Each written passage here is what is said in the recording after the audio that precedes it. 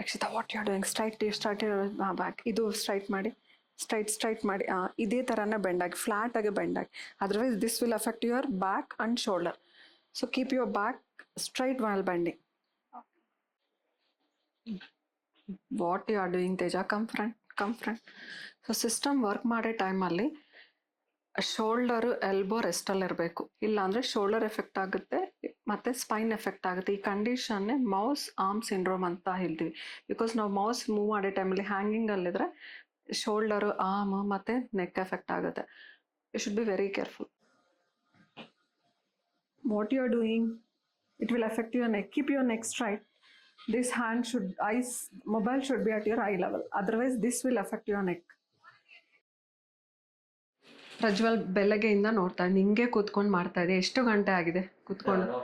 7 hours ಕೂತ್ಕೊಂಡ್ರೆ ಒಂದು ಸ್ವಲ್ಪ 1-2 years ಹಿಂಗೆ ಮಾಡಿ ಮಸಲ್ ಎಲ್ಲ ಹೋಗ್ಬಿಡುತ್ತೆ. ಮಸಲ್ ಲಾಸ್ ಆದರೆ ಜಾಯಿಂಟ್ಸ್ ಮೇಲೆ ಸ್ಟ್ರೆಸ್ ಜಾಸ್ತಿ ಆಗುತ್ತೆ. ಸೊ ಈ ಥರ ವರ್ಕ್ ಇದ್ದರೆ ಮಧ್ಯದಲ್ಲಿ ಸ್ವಲ್ಪ ಮೂವ್ ಆಗಿ ಮತ್ತೆ ಕೂತ್ಕೊಂಡು ವರ್ಕ್ ಮಾಡಿ, ಸ್ಟ್ರೆಚಸ್ ಮಾಡ್ಕೊಂಡು ಮತ್ತು ಲೈಫ್ ಸ್ಟೈಲಲ್ಲಿನೂ ಸ್ವಲ್ಪ ಆ್ಯಕ್ಟಿವಿಟೀಸ್ ಅಂದರೆ ವರ್ಕೌಟ್ಸ್ ಒಂದು ಸ್ಟಾರ್ಟ್ ಮಾಡ್ಕೊಳ್ಳಿ. It will actually protects your joints. Otherwise it will be a hell. ಇನ್ನು you are not even 30, right? So ಇವತ್ತಿಂದಾನೇ ಸ್ವಲ್ಪ ಹುಷಾರಾಗಿರಬೇಕು.